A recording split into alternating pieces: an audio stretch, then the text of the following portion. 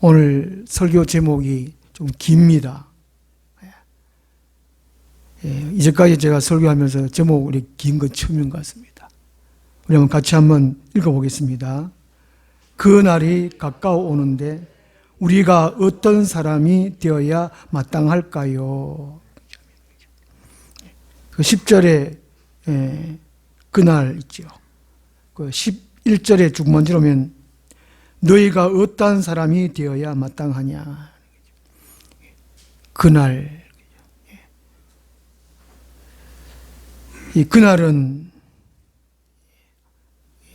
아이들이 생일 다가오는 날, 생일날, 그게 아닙니다. 아이들은 생일 다가오면 한 달 전부터 막 엄마 내 생일이라고 막 기억해라고 잊어버리지 말라고 막 하고 이 선물 꼭 받고 싶다고 막 그러죠. 이 그날은 연애하는 청춘 남녀들이 시집 장가가는 날이 아닙니다. 인생 역전 바라는 사람이 로또 사가지고 당첨되기를 기다리는 날, 그날이 아니라는 것입니다. 그날은 예수님이 다시 오시는 날, 우리의 신랑 되신 예수님이 다시 오시는 날.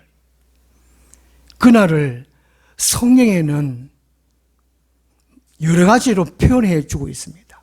그 날인데 베드로후서 3장 10절에는 멸망의 날, 심판과 멸망의 날 이런 날이죠. 그죠? 심판과 멸망의 날까지. 그리고 그 9절에 보면은 주의 약속이 이루어지는 날입니다. 그리고 10절에는 주의 날, 그 날 또 되어 있죠. 그리고 12절에는 하나님의 날. 로마서 12장 5절에 보면 최후의 심판의 날, 하나님의 진노의 날. 구약 성경에는 여호와의 큰 날, 여호와의 분노의 날, 또 그 날, 그가 임하시는 날, 구약 전체를 보면 이런 날 많이 기록되어 있어요. 그 성경 전체적으로 그 날에 집중되어 있습니다. 하나님의 시선이 거기에 있습니다. 너무나 중요하기 때문이라는 것이죠. 그 날. 이 지구 종말의 날입니다. 11절에 너희가 어떤 사람이 되어야 마땅하냐. 예수 그리스도의 재림을 앞둔 그리스도인들이 하루하루 마땅히 어떤 태도, 어떤 모양새로 갖추며 살아가야 하는가, 그것을 말씀해 주고 있습니다. 우리는 어떻게 살아가야 하는가? 첫째는 매일매일 회개하며 살아야 한다는 것입니다. 죄인된 우리는 매일매일 죄 짓습니다. 매일매일 회개하며 살아야 돼요. 지난주에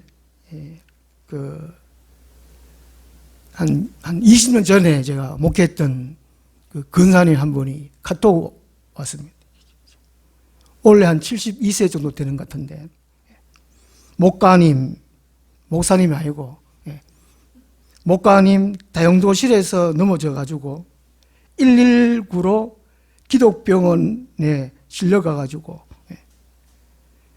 하여튼 거기 가보니까 다리에 허벅지 골절이 3군데 부러지고 어깨뼈가 이게 부러져가 튕겨나오고 타박상이 심하고 지금은 수술해가지고 꼼짝도 못하고 주님과 조용한 시간 보내는 중이에요. 나에게도 이런 연단이 이렇게 심하게 있을 줄은 상상도 못했는데 내일 일은 난 몰라요. 장래를 또 몰라요. 찬송 가사가 딱 맞네요. 목사님 기도 부탁합니다. 이렇게 보내왔어요.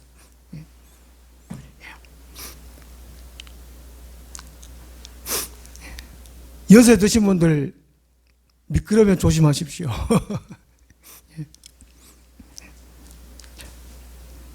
이제 다쳐가지고 꼼짝도 못하고 가만히 있어 보니까 옛날에 주 삶이 이렇게 생각나는가 봅니다.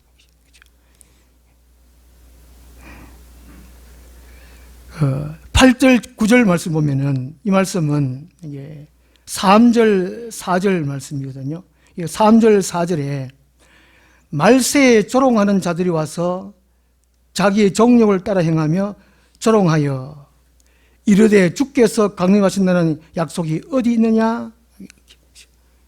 교회에, 그 당시 교회에 가짜 교사들, 가짜 선지자들, 가짜 목사들이 있었습니다. 그때 당시에 그리스도인들은 예수님이 다시 오신다, 그걸 기대하고 고대하고 기다리고 있었어요. 그런데 가짜들이 들어와가지고는 재림이 없다고, 예수님 다시 오지 않는다고 조롱했다는 것이죠. 거기에 대한 답이 8절, 9절 말씀입니다. 그 8절 말씀, 사랑하는 자들아 주께는 하루가 천년 같고 천년이 하루 같다는 이 한 가지를 잊지 말라. 시간의 더딤, 시간의 빠름을 의미합니다. 시간의 주관자는 하나님이라는 것이죠. 주께서 오시는 것은 하나님의 소원에 달렸다는 것이죠. 우리는, 사람은 오직 준비할 건 준비하면 된다는 것이죠. 그 준비가 9절에 말합니다. 주의 약속은 어떤 이들이 더디다고 생각하는 같이 더딘 것이 아니라 오직 주께서는 너희를 대하여 오래 참으사 아무도 멸망하지 아니하고 다 회개하기에 이르기를 원하시니라. 하나님은 회개하기를 원하신다는 것이죠. 회개 안 하면 멸망한다는 것입니다. 회개하라는 것이죠. 이 땅의 사람들이 예수님이 언제 오나 전제 오나 이것도 우리가 살펴봐야 되겠지만은 중요한 것은 자기 자신을 되돌아보고 주님의 말씀에 합당한 삶을 살아가고 있나 없나 확인하고 회개해야 된다는 것이죠. 회개는 이 세 가지가 있습니다.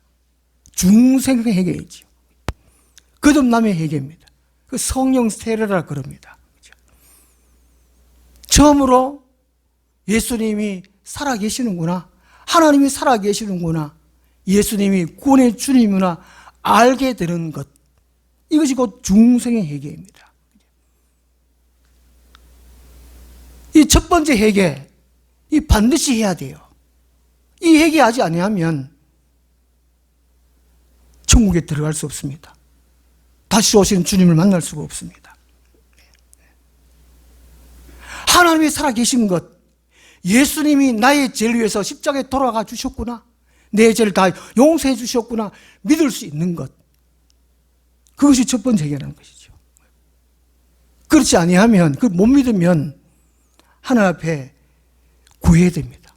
하나님이 살아계신 것과 예수님이 하나님의 아들인 것과 예수님이 십자가에 돌아가실 때에 내 모든 죄를 짊어지고 돌아가셨다는 것을 믿게 해 주십시오. 제발 믿게 해 주십시오. 제발 믿게 해 주십시오. 강구해야 됩니다. 다른 어떤 것도 제쳐놓고 이것이 중요합니다. 이 땅에 얼마나 잘 먹고 잘 살고 뭐 하겠습니까? 지옥에 떨어지면 뭐 하겠습니까? 제일 중요한 회개가 중생의 회개입니다. 거듭나는 회개입니다. 예수님이 믿어지는 회개라는 것이죠. 그 다음에 성화의 회개가 있습니다. 매일매일 회개할 것, 예수님을 닮아가는 회개라는 것이죠. 요한복음 13장에 보면은 예수님이 제자들과 최후에 만찬하시고 예수님이 허리에 수건을 두르시고 제자들의 발을 씻겼습니다. 그래서 수건을 닦으시고 베드로에게 왔습니다. 주님이 어찌 내 발을 씻으십니까? 그럴 수 없습니다. 씻지 못합니다. 그렇지만 예수님이 발을 씻기지 아니하면 나와 너는 상관이 없다. 그러니까 이 베드로가 그러면 주여, 그러면 내 손도 씻겨주시고 내 머리도 씻겨주고 다 씻겨주십시오. 그렇게 말했습니다. 그때에 예수님이 이미 목욕한 자는 발밖에 씻을 필요가 없느니라. 이미 목욕했다는 것은 거듭나는 것을 의미합니다. 이미 하나님의 자녀가 된 것을 의미해요. 발 씻는다는 것은 매일매일 우리가 죄를 짓는다는 것이지요. 아무리 기도를 열심히 하고 말씀을 많이 알고 말씀에 순종하는 사람, 그런 사람이라도 죄를 질 수밖에 없어요. 우리 인간은 나약하고 연약하고, 그리고 우리 방해꾼 날마다 마귀는 졸지도 자지도 안 하고 끊임없이 우리를 못 믿게 해요. 믿음에서 떨어뜨리려고 그래요. 믿음을 빼앗으려고 그래요. 그 알게 모르게 우리는 죄를 지어요. 그러므로 우리는 이 성화의 해결을 끊임없이 해야 됩니다. 우리의 마음이 더럽혀져 있어요. 믿음이 굳고 깨끗한 것이 아니고 찢어진 거지. 흐트러져 있어요. 요동치고 있어요. 그걸 해결해야 된다는 것이지요. 요한계시록 22장 14절 보면은 자기 두루마기를 빠는 자는 복이 있도다. 이 두루마리는 우리의 행실을 의미합니다.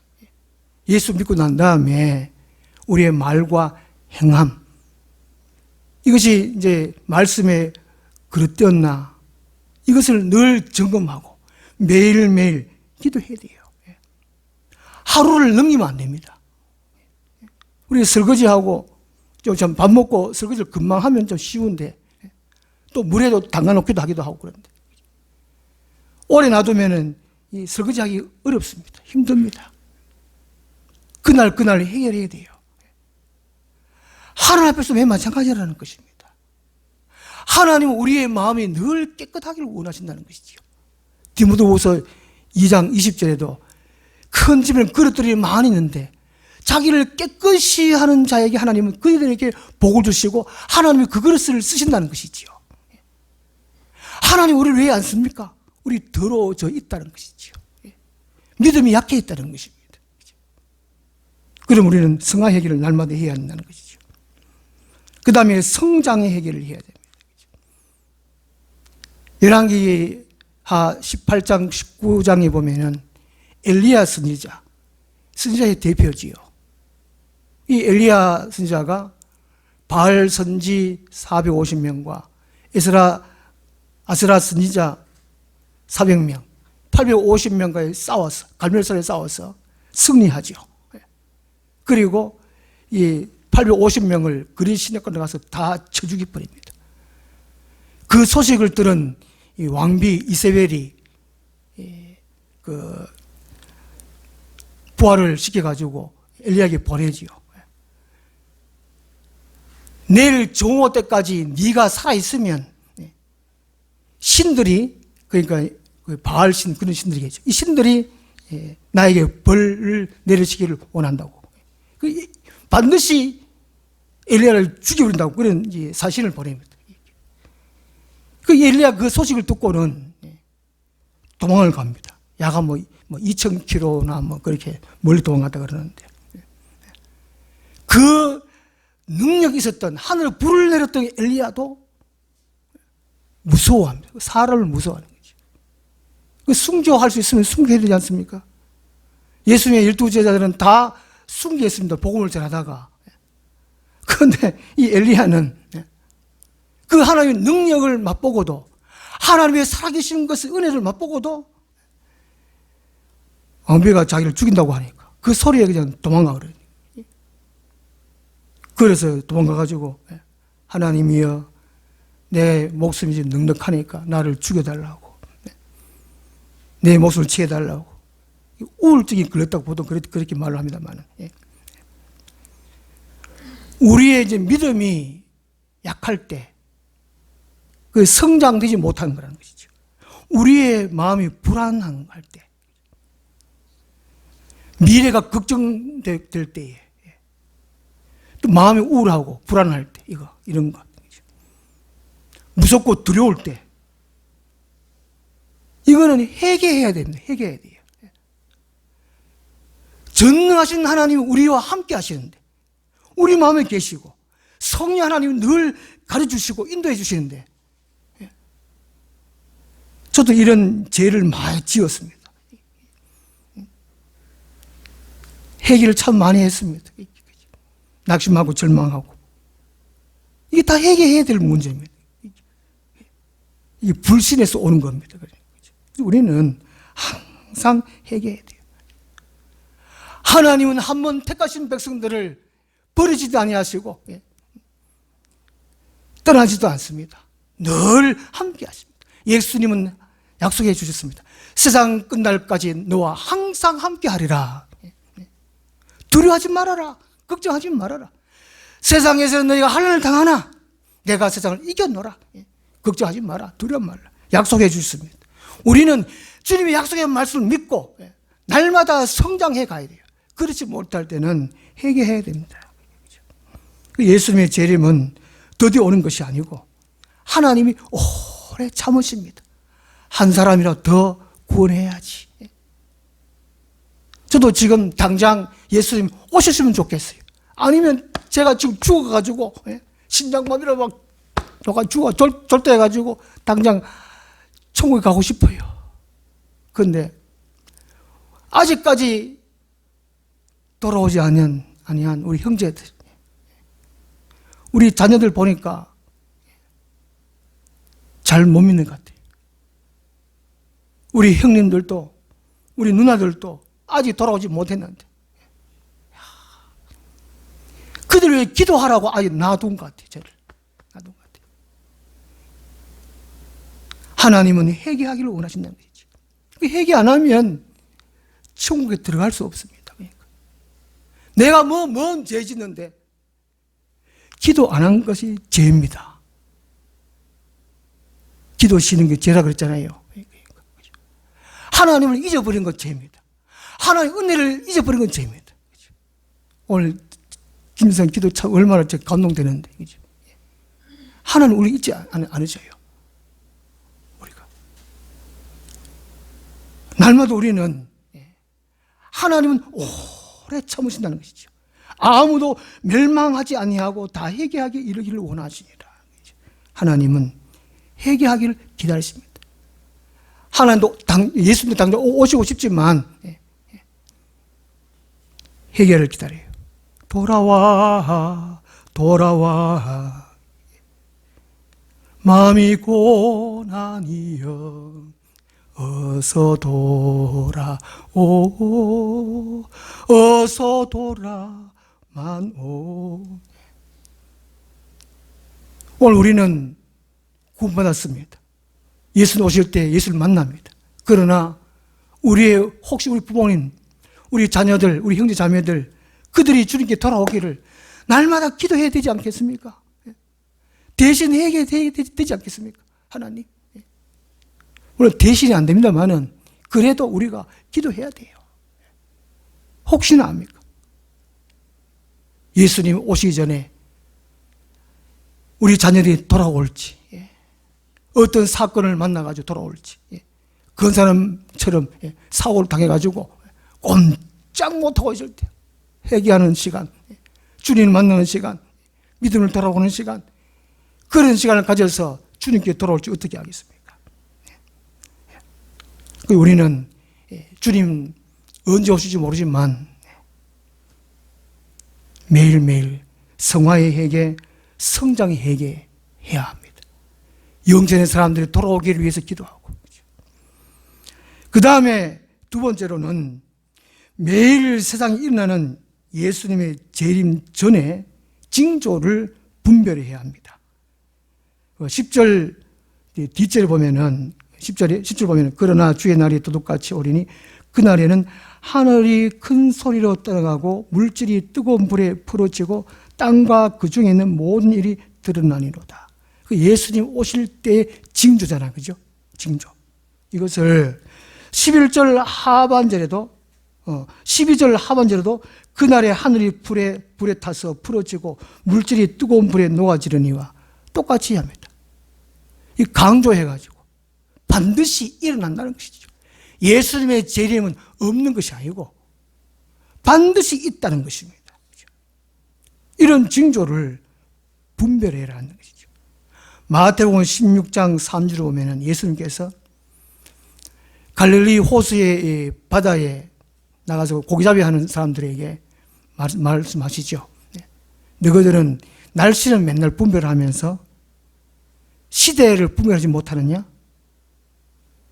하루하루 너희들이 먹고 살기 위해서 날씨를 분별하는데 세상이 종말, 지구의 종말이 오는 거, 예수님이 다시 오는 거, 그거는 분별하지 못하느냐? 예수님이 말씀해 주셨어요. 오늘 우리들이 교회에 와가지고 예수님이 언제 오실지를 성경에는 징조를 다 말씀해 놨어요.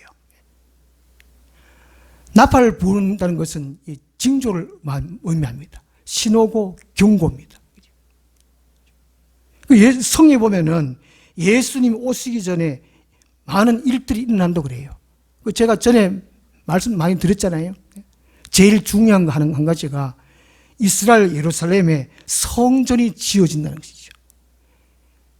예루살렘에 성전이 지어지기 전에는 결코 예수님 오시지 않습니다. 그런데 전 세계의 많은 거짓 선지자들이 예수님 오시는 날짜를 해마다 정해요. 저도 동영상 보니까 안식 교인인데 최호영 목사예요. 최호영 목사. 해마다 날짜를 계산해요. 그 사람 설교하는 거 보면은 또 앉아서 듣는 사람도 있어요. 아멘 또 많이 막 소리하고 그런 사람이 있더라고요. 엉터리인데, 가짜인데, 거기에 있는 사람이 있어요. 그래가지고 작년인가 필리핀에 가서 오는 날 필리핀에 거기 가가 있었어요. 그 예수님 안 오셨어요. 다시 왔어요. 그래가지고 또 설교 보니까 이제 자기가 계산은 차고했대. 작년에 2024년 9월 또 온다고 또 정했더라고요. 지금 2024년인데. 그래도 거기에 있는 그 교회에 다니는 사람 보면 참 이상하죠. 참 어리석습니다. 참 미련합니다. 오늘 많은 교회, 그래도 설교가 얼마나 많이 합니까? 마태복음 24장 45절에 때를 따라 나눠줄 주의 종이 누가 있겠느냐? 인자가 올 때 그 자는 칭찬하라고 말씀합니다. 오늘 많은 교회에서 많은 설교가 많습니다. 그러나 성경을 하나님의 뜻대로 하나님의 경륜대로 풀어주는 설교하는 분이 계실까? 하나님의 경륜에 따라 설교를 해야 돼요. 예수님이 그렇게 설교하라 그랬어요. 예수님 오시기 전에 성전이 지어지지 아니하면 결코 예수님 오시지 않습니다. 그리고 마태복음 24장과 계시록 보면 하늘에 무수한 별들이 떨어져야 돼요. 별똥별, 낭만에 있지 않은 하늘의 별똥별, 이게 아니고 지름이 별똥별이 아니고 별 하나 그냥 떨어지는 거예요. 지름 막 10m, 20m짜리 그냥 떨어집니다. 그러면 이 지구 한무대가 박살 나는 거예요. 한 도시가 박살 나는 겁니다. 그 일이 있기 전에는 예수님이 재림하지 않는다는 겁니다. 또 한 가지, 이것은 4번, 5번 이게 기록을 해놨더라고요. 이게 짐승표, 666표 짐승표. 이게 메모리 칩입니다. 메모리 칩. 기억 장치가 우리 몸에 들어가는 거예요. 이마든지 손등이든지. 우리 대형교회 목사님이 이걸 진승표 받는 것은 시대의 흐름에 따르다 괜찮다 이렇게 설교할 수도 있습니다. 이거 받으면 안 돼요. 아무리 잘못했다 하더라도 이거 받으면 안 돼요. 몸에 메모리 칩이 들어가기 전에는 결코 예수 오시지 않습니다. 이 땅에 막 지진이 막 일어나고. 어저께 동영상 보니까 일본에는 요즘 계속 지진이 나는데 매일매일. 늘 불안해, 공포에 질려 있어요, 사람들이. 지진이 많이 일어나고, 내년에는 백두산이 폭발한다고 이런, 있다고 하는데, 백두산이 폭발해도 예루살렘의 성전이 안 지어진다든가, 메모리칩 이게 받지 아니하면 예수님 안 오십니다. 우리 믿음을 지켜야죠. 세속화 되지 말아야죠. 세상의 가치관 따라 살아가지 말아야 되죠. 시대의 흐름 따라 살아가지 말아야 되죠. 우리는 이게 예수님 오시기 전에 징조를 이렇게 분별하면서 살아야 돼요. 우리는 말씀 따라 살아가면 돼요. 제가 좀 혹시 죽을까 싶어가지고 주부에다가 표를 만들어가지고 들었지 않습니까? 그죠? 이게 목사님 말 잘하는 목사님 말 따라가지 말고 큰 교회 따라가지 말고 말씀 따라 살아가라고 제가 해놨습니다. 우리 하늘나무 교회 성도들은 다른 어떤 거에 따라가지 말고 말씀 따라가기. 세상에 일어난 징조 따라가면 분별하면 말씀 따라 살아가면 돼요. 걱정할 거 없습니다. 그 다음에 세 번째는 거룩하고 경건하여 예수님 재림을 바라보고 간절히 사모해야 합니다. 12절 보면 11절 하반절에 거룩한 행실과 경건함으로 하나님의 날이 임하기를 바라보고 간절히 사모하라 이렇게 말씀합니다. 그렇죠? 예수님 오시기 전에 성도들은 어떻게 살아야 되느냐? 거룩한 행실은 구별된 삶을 살아가야 한다는 것이죠. 헌신된 삶을 살아가야 한다는 것입니다. 예수님을 닮아가는 삶을 살아가면서 하나님이 오시는 날 주의 재림을 사모하라는 것입니다. 오늘 제 아침에 동영상 하나 보내드렸잖아요. 누가 그걸 만들어가 보낸지 모르지만 하여튼 이게 하늘나라의 모습이지 않습니까? 그게 49가 똑같지 않더라도 하나님이 계시고 하늘에 수많은 사람이 들림받은 사람들이 흰 옷을 입고 세마포를 입고 하늘을 찬양하는 모습 그 보셨는지 모르겠는데 한번 보십시오만 거기 가고 싶지 않습니까? 그걸 사모하라 그럽니다. 사모해야 돼요. 그 성도들은 그걸 사모하라 그래요. 이 땅에서 잘 살고 사모하지 말라는 거예요. 어떤 목사님은 전 세계에서 제일 큰 교회 되게 해 주시옵소서 꿈을 가졌대요. 실제로 그렇게 됐대요. 조영기 목사님 얘기인데 그걸 사모하고 그걸 꿈꾸라는 것이 아닙니다. 성경에서는 하나님이 뭐라고 말씀합니까? 하나님의 백성된 사람들아 주님이 다시 오실 날을 그 날을 사모하는 겁니다. 천국에서 하나님을 직접 뵐 날을 하나님을 직접 찬양할 일을 그걸 사모하라고 말씀하고 있습니다. 그걸 사모하십니까? 매일매일 그걸 사모해야 돼요. 가정생활 하면서 그걸 사모하면 부부싸움 하겠습니까? 직장에서 그걸 일할 때에 그걸 사모하면 딴 길을 파겠습니까? 딴 길로 가겠습니까? 어디? 그 하나님은 이 날을 사모해라는 것이죠. 그것도 간절히 사모하라고 합니다. 문자적으로는 이게 기대하고 서두르라는 거예요. 서두르라. 빨리 서두르라. 우리나라 사람들이 빨리빨리 합니까? 빨리 예배 마치기를 1절만 하라고 하는 사람도 있긴 있는데 그게 아니고 예수님 다시 볼 날을 그걸 서두르라는 겁니다. 그럼 뭡니까?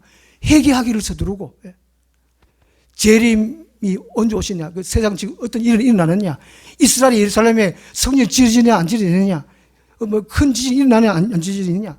강추위가 오냐 안 오나 이런 걸 살펴봐라는 것입니다.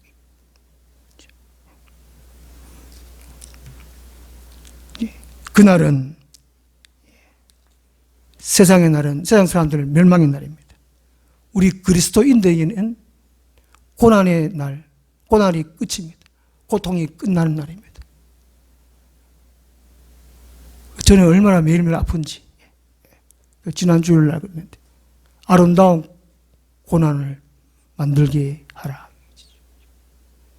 우리의 근심 걱정이 끝나는 날입니다. 고생이 끝나는 날입니다. 얼마나 감사합니까? 해바라기. 이거 좀 해야 되는데 이거 하여튼 해바라기. 여기 태양 해가 여러 움직이죠. 이것도 이제 해가 가는 대로 안 움직이나? 움직여야 되는데 움직이죠. 하여튼 해바라기. 프랑스의 세계 테마 기억 여행 보니까 프랑스에 몇만 평 되는 해바라기 밭이에요. 모든 해바라기가 한 방향을 딱 향하고, 한 방향 딱. 우리 하늘나무 교회 모든 식구들이 한 방향을 바라봐야 돼. 기도하겠습니다. 하나님 아버지, 이 땅 살면서 세속화되지 않게 하옵소서. 마귀의 미혹에 이끌지 않게 해 주옵소서. 매일매일 자신을 성화하고 또 재림 전에 일어날 징조를 분별하고 그날을 간절히 사모하고 준비하는 우리 모두가 되게 하여 주옵소서. 예수님의 이름으로 기도드리옵나이다. 아멘. 181장 찬송하겠습니다.